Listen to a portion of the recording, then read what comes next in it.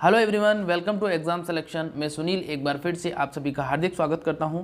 दोस्तों, आपका जेट का एग्ज़ाम आने वाला है। 19 जून को आपका एग्ज़ाम है और सोच रहा हूं कि कुछ इंपॉर्टेंट केमिस्ट्री के जो टॉपिक्स हैं वो मैं आपको करवा दूं, उसके क्वेश्चन सोल्व करवा दूं आपको, ताकि आप ज़्यादा से ज़्यादा अपनी तैयारी को मजबूत बना सकें और ज़्यादा से ज़्यादा आप सिलेक्शन के नज़दीक पहुँच सकें। तो इस वीडियो में हम डिस्कस करने वाले हैं केमिस्ट्री के सबसे आसान प्रश्न, और ये प्रश्न आपके पीछे जेट के एग्ज़ाम में आए हुए हैं और वहीं से मैंने उनको पुटअप किया है, ताकि आप इन प्रश्नों में से अगर एक दो प्रश्न भी रिपीट हो जाते हैं तो आपका जो कॉलेज है वो प्राइवेट से गवर्नमेंट कॉलेज में तब्दील हो सकता है। इसलिए प्लीज़ पूरे वीडियो को देखिएगा, सारे प्रश्न बहुत ही महत्वपूर्ण और इंपॉर्टेंट लेके आया हूँ। तो चलिए शुरू करते हैं। शुरू करने से पहले एक छोटी सी रिक्वेस्ट है, प्लीज़ वीडियो को लाइक और चैनल को सब्सक्राइब कर दीजिए, ताकि फ्यूचर में आने वाली वीडियोज़ की नोटिफिकेशन आपको समय समय पर मिलती रहे। तो अब क्वेश्चन नंबर फर्स्ट की तरफ यहाँ पर बढ़ते हैं। क्वेश्चन नंबर फर्स्ट यहाँ पर पूछा गया है, निम्नलिखित में से संश्लिष्ट बहुलक है। कमेंट करके आपको जवाब देना है। ऑप्शन नंबर ए है आपका आरएनए, बी है आपका पीवीसी, सी है स्टार्च और डी है सेल्यूलोज। अब यहाँ पर जवाब देना है, निम्न में से कौन सा संश्लिष्ट बहुलक है। ऑप्शन नंबर ए, बी, सी या डी। सेल्यूलोज पादपों में होता है, स्टार्च पादपों में होता है, आरएनए कोशिका के अंदर पाया जाता है। पीवीसी की बात करते हैं तो पीवीसी इसका राइट आंसर हो जाएगा। जिन बच्चों ने यहाँ पर इसका जवाब दिया है ऑप्शन नंबर बी, बिल्कुल उसका सबका सही जवाब है। पीवीसी को अपन और किस नाम से जानते हैं? पीवीसी को पॉलीवाइनिल क्लोराइड के नाम से जानते हैं। ध्यान रखना है, पॉलीवाइनिल क्लोराइड के नाम से इसे जाना जाता है। तो इसकी फुल फॉर्म भी आपसे वो पूछ सकता है, ठीक है। पीवीसी इसका राइट आंसर हो जाएगा। पीवीसी एक प्रकार का संश्लिष्ट बहुलक है। अगले प्रश्न की तरफ बढ़ते हैं। क्वेश्चन नंबर नेक्स्ट यहाँ पर दिया गया है कि निम्न में से कौन सा यौगिक OH समूह नहीं रखता है। कमेंट करके आपको जवाब देना है, इनमें से कौन सा समूह OH समूह का नहीं है। ऑप्शन नंबर ए है आपका फिनोल, बी है आपका एल्डिहाइड, सी है एल्कोहल और डी है कार्बोलिक एसिड। कमेंट करके बताना है बेटा इसका आंसर क्या होगा। ऑप्शन नंबर ए, बी, सी या डी। निम्न में से कौन सा समूह OH यौगिक को नहीं रखता है, OH समूह को नहीं रखता है। बिल्कुल यहाँ पर अपन राइट आंसर की बात करते हैं। कुछ बच्चे यहाँ पर जुड़ चुके हैं। जिन बच्चों ने यहाँ पर इसका जवाब दिया है ऑप्शन नंबर सी वाला, यहाँ पर अगर राइट आंसर की बात करते हैं तो जो एल्डिहाइड है वो इसका राइट आंसर हो जाएगा बी वाला, ठीक है। तो जो एल्डिहाइड है वो बेटा आपका OH समूह नहीं रखता है, ठीक है। इंपॉर्टेंट है बेटा, ध्यान रखना है, OH समूह नहीं रखता है, ठीक है। नेक्स्ट प्रश्न की तरफ बढ़ते हैं। अगला क्वेश्चन नंबर 3 यहाँ पर दिया गया है, एस ब्लॉक में उपस्थित रेडियो एक्टिव तत्व कौन सा है। एस ब्लॉक में उपस्थित रेडियो एक्टिव तत्व कौन सा है। ए है आपका CS, बी है आपका Li, सी है आपका Fr और डी है Be। जवाब देना है बेटा, इसका आंसर क्या होगा। ऑप्शन नंबर ए, बी, सी या डी। Fr बिल्कुल यहाँ पर राइट आंसर की बात करते हैं अपन। यहाँ पर इसका राइट आंसर क्या हो जाएगा। जिन बच्चों ने Fr फ्रांसियम जवाब दिया है सबका सही जवाब हो जाएगा ऑप्शन नंबर सी, फ्रांसियम इसका राइट आंसर हो जाएगा। फ्रांसियम जो है वो रेडियो एक्टिव विकिरण या रेडियो एक्टिव तत्व नहीं है, ठीक है। इंपॉर्टेंट है, ध्यान रखना बेटा, पूछा जा सकता है। क्वेश्चन नंबर 4 यहाँ पर दिया गया है, क्लोरोफिल में कौन सी धातु होती है। जवाब देना है, क्लोरोफिल में कौन सी धातु होती है। ए है आपका Cr, बी है आपका CO, सी है आपका Mg और डी है आपका Fe। कमेंट करके बताना है इसका आंसर क्या होगा। क्रोमियम, कोबाल्ट, मैग्नीशियम या आयरन। कमेंट करके बताना है बेटा इसका आंसर क्या होगा। क्लोरोफिल में कौन सी धातु होती है, बहुत ही इंपॉर्टेंट है। बायोलॉजी में भी पूछा जा सकता है, एग्रीकल्चर में भी पूछा जा सकता है और केमिस्ट्री के अंदर भी ये पूछा जा सकता है। हालांकि केमिस्ट्री के अंदर ये 2009 वाले पेपर के अंदर इस प्रश्न को पूछा गया था। बिल्कुल जिन बच्चों ने इसका जवाब दिया है सी, बिल्कुल सबका सही जवाब है। मैग्नीशियम जो है वो क्लोरोफिल के लिए आवश्यक तत्व या क्लोरोफिल के लिए आवश्यक धातु मानी गई है, ठीक है। आगे हम बात करते हैं। क्वेश्चन नंबर 5 यहाँ पर दिया गया है, निश्चेतक के रूप में, निश्चेतक के रूप में कौन सा रसायन उपयोगी है। ए है आपका फिनोल, बी है आपका एमीन, सी है क्लोरोफिल और डी है कोई नहीं। निश्चेतक यानी कि जो बेहोश करने के लिए, या अपन बात करते हैं जो एनेस्थेटिक औषधि होती है या एनेस्थेटिक के रूप में जिस केमिकल का इस्तेमाल किया जाता है वो केमिकल आप लोगों को बताना है। एनेस्थेटिक जिसको बेहोशी के लिए इस्तेमाल करते हैं। बिल्कुल यहाँ पर अपन राइट आंसर की बात करते हैं। बच्चे यहाँ पर इसका जवाब देते हैं ऑप्शन नंबर सी। बिल्कुल बेटा इसका राइट आंसर हो जाएगा आपका क्लोरोफॉर्म, ठीक है। क्लोरोफॉर्म के अलावा एक ध्यान रखना है, जो ईथर होता है, ईथर का इस्तेमाल भी अपन किसके लिए करते हैं, निश्चेतक के रूप में करते हैं या बेहोश करने के लिए करते हैं, ठीक है। अगले प्रश्न की तरफ बढ़ते हैं। क्वेश्चन नंबर 6 यहाँ पर दिया गया है, क्लोरोफॉर्म का सूत्र बताना है आपको। क्लोरोफॉर्म का रासायनिक सूत्र क्या होगा। ए है आपका CHCl3, बी है आपका CH3, सी है आपका CaCO3 और डी है आपका KOH। कमेंट करके बताना है क्लोरोफॉर्म का रासायनिक सूत्र क्या होगा। क्लोरोफॉर्म की बात करते हैं अपन, क्लोरोफॉर्म का रासायनिक सूत्र कमेंट करके जवाब देना है बेटा, A, B, C या D। बिल्कुल यहाँ पर अपन बात करते हैं क्लोरोफॉर्म की, तो क्लोरोफॉर्म जो है निश्चेतक के रूप में इस्तेमाल की जाने वाली है और यहाँ पर इसका राइट आंसर हो जाएगा CHCl3, ठीक है, या आपको ध्यान रखना है CHCl3 इसका राइट आंसर हो जाएगा क्लोरोफॉर्म का, ठीक है। नेक्स्ट प्रश्न की तरफ बढ़ते हैं। अगला यहाँ पर क्वेश्चन नंबर 7 दिया गया है, फिनोल कहलाता है, फिनोल कहलाता है, ये है आपका कार्बोनिक अम्ल, बी है आपका कार्बोनिक अम्ल, सी है आपका सी युक्त अम्ल और डी है आपका NOD। कमेंट करके बताना है इसका आंसर क्या होगा, A, B, C या D। बिल्कुल यहाँ पर मिसप्रिंट थोड़ा सा, लेकिन यहाँ पर राइट आंसर की बात करते हैं अपन फिनोल की, तो फिनोल जो है वो क्या कहलाएगा, कार्बोक्लिक अम्ल, है ना। ऑप्शन नंबर बी इसका राइट आंसर हो जाएगा, कार्बोलिक अम्ल इसका राइट आंसर हो जाएगा, ठीक है। नेक्स्ट प्रश्न की तरफ बढ़ते हैं। अगला प्रश्न यहाँ पर दिया है क्वेश्चन नंबर 8, वर्षा जल का pH। ये जेट एग्जाम 2012 के अंदर बेटा इसको पूछा गया है, मोस्ट इंपॉर्टेंट है, वापस से आ सकता है। ऑप्शन नंबर ए है आपका 3 से 4, बी है आपका 5 से 6, सी है आपका 7 से 7.5 और डी है आपका 7 से 8। वर्षा जल का pH बताना है। सबको पता है वर्षा जल जो होता है वो क्या होता है बेटा, वर्षा जल जो होता है वो हल्का अम्लीय होता है, ध्यान रखना है, क्या होता है, हल्का अम्लीय होता है। और वर्षा जल का pH का बच्चे जवाब देते हैं 5 से 6। बिल्कुल जिन बच्चों ने यहाँ पर ऑप्शन नंबर बी जवाब दिया है सबका सही जवाब हो जाएगा। लगभग 5.5 से 6.5 के बीच में भी इसको अपन काउंट कर सकते हैं, ये आपको पूछा गया था, ठीक है। तो आप लोगों को ध्यान रखना है वर्षा जल जो है हल्का अम्लीय होता है, ठीक है। चलिए आगे बात करते हैं। इस प्रश्न को 2 बार पूछ चुका है वो, एक बार pH के फॉर्म में और एक बार वो पूछा है हल्का क्षारीय, क्षारीय, हल्का अम्लीय, अम्लीय और उदासीन, इस प्रकार से उसने उसको पूछा था, ठीक है। अगला यहाँ पर क्वेश्चन नंबर 9 दिया गया है, निम्नलिखित में से ओल समूह कौन सा है, निम्नलिखित में से ओल समूह है। ए है आपका OH, बी है आपका CH, सी है आपका CHO और डी है आपका CaCO। कमेंट करके बताना है निम्न में से ओल समूह, ओल समूह का राइट आंसर क्या हो जाएगा बेटा, निम्न में से ओल समूह है, निम्नलिखित में से ओल समूह का जवाब देना है। ओल समूह कौन सा हो जाएगा बेटा, option number A, B, C या D। यहाँ पर बात करते हैं अपन राइट आंसर की। बिल्कुल यहाँ पर बच्चे इसका जवाब देते हैं ओल समूह जो है वो कौन सा है, OH। जिन बच्चों ने यहाँ पर इसका जवाब दिया है OH, बिल्कुल A वाला, बिल्कुल सबका सही जवाब है। OH जो है वो ओल समूह के अंदर आता है, ठीक है। OH ओल समूह के अंदर आता है, इंपॉर्टेंट है बेटा, ध्यान रखना है, पूछा जा सकता है। यहाँ पर आगे बात करते हैं क्वेश्चन नंबर 10 की। यहाँ पर पूछा गया है किसी परमाणु के उच्चतम ऊर्जा स्तर में स्थित इलेक्ट्रॉनों को क्या कहा जाता है। बहुत ही अच्छा प्रश्न है, किसी परमाणु के उच्चतम ऊर्जा स्तर में स्थित इलेक्ट्रॉनों को क्या कहा जाता है। ए है आपका कक्षीय प्रोटॉन, बी है संयोजकता इलेक्ट्रॉन, डी है संयोजकता प्रोटॉन और डी है कक्षीय इलेक्ट्रॉन। जवाब देना है आपको किसी परमाणु के उच्चतम ऊर्जा स्तर में क्या पाए जाते हैं। यहाँ पर बात करते हैं स्थित इलेक्ट्रॉनों को क्या कहा जाता है, तो यहाँ पर बच्चे इसका जवाब देते हैं, जिन भी बच्चों ने इसका जवाब दिया है संयोजकता इलेक्ट्रॉन, यानी कि ऑप्शन नंबर बी वाला बिल्कुल सबका सही जवाब हो जाएगा, ठीक है।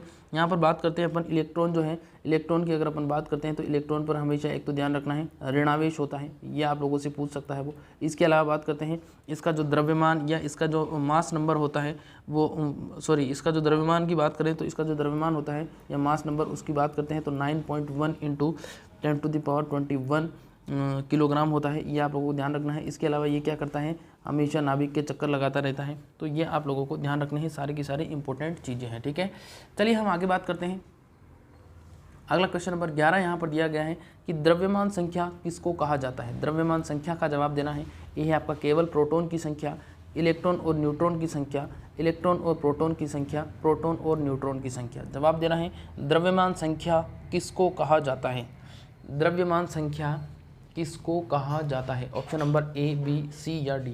कमेंट करके बताना है बेटा इसका आंसर क्या होगा। द्रव्यमान संख्या के बारे में, द्रव्यमान संख्या को मास नंबर के नाम से भी जाना जाता है।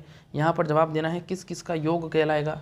बिल्कुल यहाँ पर बच्चे जवाब देते हैं प्रोटॉन और न्यूट्रॉन। बिल्कुल जिन बच्चों ने यहाँ पर प्रोटॉन और न्यूट्रॉन का योग दिया है ऑप्शन नंबर डी बिल्कुल सबका सही जवाब है। ऑप्शन नंबर डी यानी कि जिसमें प्रोटॉन और न्यूट्रॉन दोनों ही मिलकर क्या करते हैं, मास नंबर, है ना, मास नंबर या द्रव्यमान संख्या को बतलाते हैं, ठीक है। चलिए आगे बात करते हैं। क्वेश्चन नंबर 12 यहाँ पर दिया गया है परमाणु का प्लम पुडिंग मॉडल किसने दिया था। कमेंट करके बताना है। ए है आपका जॉन डाल्टन, बी है नील्स बोर, सी है रदरफोर्ड और डी है जे थॉमसन। परमाणु का प्लम पुडिंग मॉडल जवाब देना है बेटा, इसका आंसर क्या होगा, ए, बी, सी या डी।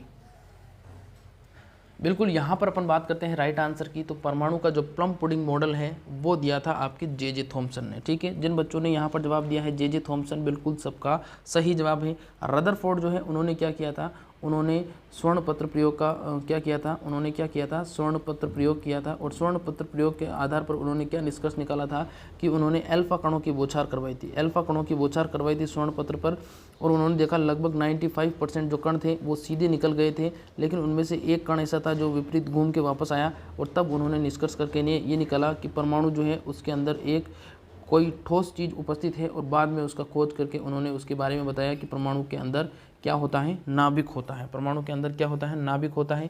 ध्यान रखना है, ये इंपॉर्टेंट चीज़ है। और नाभिक की खोज के बारे में, इसके अलावा नाभिक के आकार के बारे में, सब के बारे में रदरफोर्ड ने अल्फा कणों की बौछार या अल्फा कणों की बमबारी या स्वर्ण पत्र का प्रयोग जो था उसको करके बताया था। ठीक है। और परमाणु की बात करते हैं तो परमाणु के बारे में जो बताया था वो प्लम पुडिंग मॉडल जो था वो आपके जे थॉमसन ने दिया था। तो उम्मीद करता हूँ सेशन अच्छा लग रहा होगा।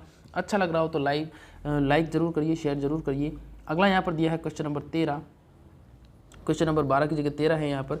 निम्नलिखित में से किस सिद्धांत के द्वारा द्रव्यमान के दैत्य प्रकृति को दिखाया गया है। निम्न में से किस सिद्धांत के द्वारा द्रव्य की दैत्य प्रकृति को दिखाया गया है। ए है आपका प्लांक का क्वांटम सिद्धांत, बी है आपका डी ब्रोगली सिद्धांत, सी है आपका हाइजेनबर्ग की अनिश्चितता का सिद्धांत और डी है उपयुक्त में से कोई नहीं।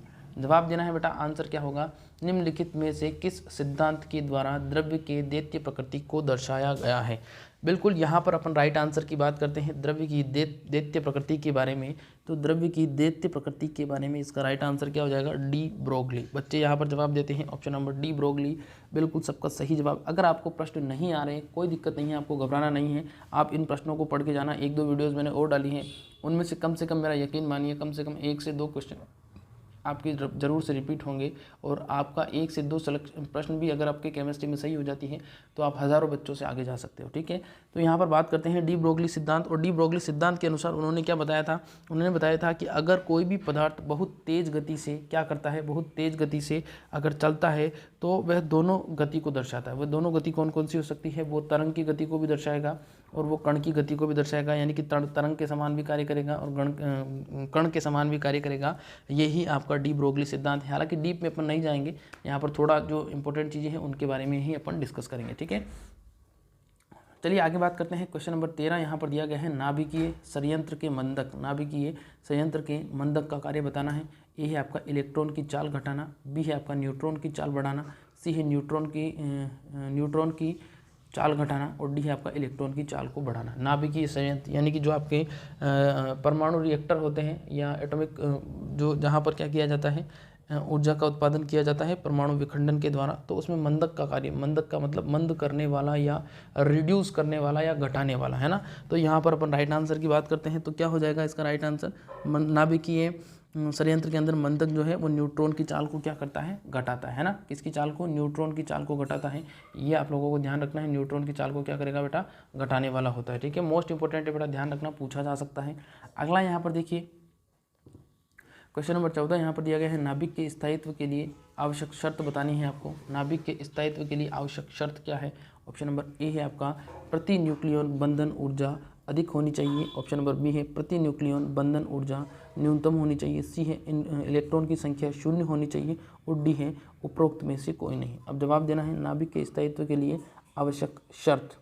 ऑप्शन नंबर ए, बी, सी या डी। प्रति न्यूक्लियन बंधन ऊर्जा अधिक होनी चाहिए या कम होनी चाहिए या 0 होनी चाहिए। यहाँ पर अपन राइट आंसर की बात करते हैं तो यहाँ पर नाभिक की स्थायित्व के बारे में बताया गया है कि ऊर्जा अधिक यानी कि प्रति इलेक्ट्रॉन प्रति न्यूक्लियन बंधन की ऊर्जा अधिक होनी चाहिए। ऑप्शन नंबर ए जिन बच्चों ने जवाब दिया है बिल्कुल सबका सही आंसर है, अधिक होनी चाहिए। ठीक है, चलिए हम नेक्स्ट प्रश्न की बात करते हैं। अगला यहाँ पर दिया है क्वेश्चन नंबर 15, जिसके अंदर दिया गया है किसी ठोस पदार्थ के द्रव्य के परिवर्तन हुए बिना, किसी ठोस पदार्थ के द्रव्य में परिवर्तन हुए बिना सीधे गैस में परिवर्तित हो जाने की प्रक्रिया क्या कहलाती है। ए है आपका वाष्पीकरण, बी है विसरण, सी है ऊर्ध्वपातन और डी है इनमें से कोई नहीं। किसी ठोस पदार्थ के द्रव्य में परिवर्तित हुए बिना सीधे गैस में परिवर्तित हो जाने की प्रक्रिया क्या कहलाएगी बेटा। बिल्कुल यहाँ पर बच्चे इसका जवाब देते हैं सी, कुछ बच्चे यहाँ पर जवाब देते हैं बी। यहाँ पर राइट आंसर की बात करते हैं तो सी इसका राइट आंसर हो जाएगा, ऊर्ध्वपातन, जिसको अपन किस नाम से जानते हैं, सबलिमेशन के नाम से जानते हैं। इंग्लिश में इसे सब लिमेशन के नाम से जाना जाता है। ये भी आपसे पूछा जा सकता है, इंपॉर्टेंट है, दोनों में से कोई सा भी शब्द वहाँ पर दे सकता है।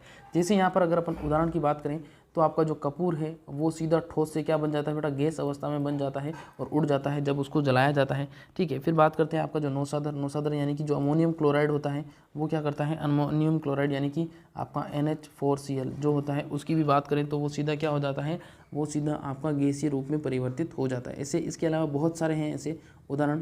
ठीक है, जो अपन बाथरूम में ओडोनिल इस्तेमाल करते हैं, आप लोगों ने देखा होगा वो ओडोनिल अपन जब रखते हैं तो ठोस अवस्था में होती है, लेकिन धीरे धीरे वो हवा के संपर्क में आके वो गैसीय उसकी जो गैस होती है वो खुशबू जो होती है वो पूरे बाथरूम में फैल जाती है और धीरे धीरे वो खत्म हो जाती है, लिक्विड उसका बिल्कुल भी नहीं बनता है। तो इस प्रकार से आप समझ सकते हो। अगला यहाँ पर दिया है क्वेश्चन नंबर 16, वह अभिक्रिया जो बनने वाले उत्पाद से उत्प्रेरित होती है क्या कहलाती है। वह अभिक्रिया जो बनने वाले उत्पाद से उत्प्रेरित होती है क्या कहलाती है।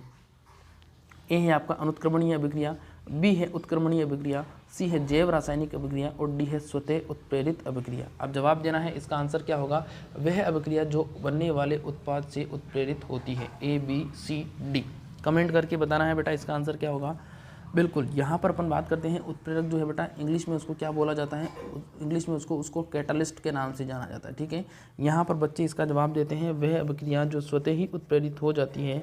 तो यार राइट आंसर क्या हो जाएगा, बिल्कुल स्वतः ही उत्प्रेरित हो जाती है, स्वतः उत्प्रेरित अभिक्रिया या ऑटो कैटलिस्ट रिएक्शन के नाम से जानी जाती है। ठीक है, अगली बात समझ में, उत्प्रेरक जो है वो क्या करते हैं, किसी भी अभिक्रिया के अंदर क्या करते हैं, वेग को बढ़ाने का क्या करते हैं, कार्य करते हैं। तो ये इंपॉर्टेंट है, पूछा जा सकता है। ठीक है, चलिए हम आगे बात करते हैं। क्वेश्चन नंबर 17 यहाँ पर दिया गया है कि पेयजल को शुद्ध करने के लिए पोटेशियम परमैंगनेट के उपयोग पेयजल को शुद्ध करने के लिए पोटेशियम परमैंगनेट का उपयोग क्यों किया जाता है। ए है आपका यह एक अपचायक है, ऑप्शन नंबर बी है यह एक ऑक्सीकारक है, सी है आपका इससे रोगाणु मर जाते हैं और डी है यह उपद्रवों को घोल लेता है। जवाब देना है बेटा, पेयजल को शुद्ध करने के लिए पोटेशियम परमैंगनेट उपयोग किया जाता है। सबको पता है पोटेशियम परमैंगनेट यानी कि KMnO4 का इस्तेमाल किया जाता है जल के शुद्धिकरण के लिए। तो यहाँ पर इसका राइट आंसर क्या होगा, कमेंट करके बताना है। बिल्कुल, यहाँ पर बात करते हैं अपन राइट आंसर की, तो इसका राइट आंसर क्या हो जाएगा, पेयजल के शुद्धिकरण के लिए किया जाता है क्योंकि यह एक ऑक्सीकारक है। क्या है, ऑक्सीकारक है। तो ये ध्यान रखना है, आपसे पूछा जा सकता है। अगले प्रश्न की तरफ बढ़ते हैं। क्वेश्चन यहाँ पर नेक्स्ट दिया है, क्वेश्चन नंबर 18, किसी शुद्ध धातु का वातावरणीय कारकों की उपस्थिति के कारण अशुद्ध धातु में परिवर्तन होना क्या कहलाता है। किसी शुद्ध धातु का वातावरणीय कारकों की उपस्थिति के कारण अशुद्ध धातु में परिवर्तित होना कहलाता है। ए है विकृत गदिता, ऑप्शन नंबर बी है संधारण या संक्षारण भी इसको कह सकते हैं, सी है आपका हिमीकरण और डी है उपयुक्त में से कोई नहीं। यहाँ पर अपन बात करते हैं राइट आंसर की। बिल्कुल, जो बच्चे यहाँ पर इसका जवाब देते हैं संचारण, बिल्कुल सबका सही जवाब हो जाएगा। यहाँ पर अगर बात करें संचारण में, जैसे सोना जो है वो धीरे धीरे काला, चांदी जो है वो धीरे धीरे काले पड़ने लग जाती है। तो ये इस प्रकार की जो अभिक्रियाएं हैं वो आप लोगों को पता है क्या हो जाती है, वो अशुद्ध धातु में परिवर्तित होना या अशुद्ध धातु में परिवर्तित, जैसे जंग लगना, ये सारी अभिक्रियाएं हो जाएगी। ठीक है, तो उम्मीद करता हूँ ये जो क्वेश्चन है आपको अच्छे लगे होंगे। अच्छे लगे हो तो प्लीज़ वीडियो को लाइक, चैनल को सब्सक्राइब करना। अगर ये वीडियो का नेक्स्ट पार्ट अगर आपको चाहिए तो कमेंट करना, मैं इसका नेक्स्ट पार्ट भी आपको अवेलेबल करवा दूंगा। और ठीक आप लोगों को पता है रोजाना मैं शाम को 5 बजे 1 घंटे के अंदर आपको 100 क्वेश्चन सोल्व करवाता हूँ एग्रीकल्चर के, तो उसका हिस्सा बन सकते हो। और ठीक 9:15 बजे अगर बात करें तो मैं आपको बायोलॉजी के क्वेश्चन सोल्व करवाता हूँ 50, तो उसका हिस्सा भी आप बन सकते हो। तो इसके लिए आपको चैनल को सब्सक्राइब करना है। ठीक है, इस वीडियो में इतना ही, इस सेशन में इतना ही। फिर मुलाकात होगी ठीक शाम को 4 बजे। तब तक के लिए नमस्कार, खुश रहिए, मस्त रहिए, अपनी तैयारी को आगे बढ़ाते रहिए। Thank you.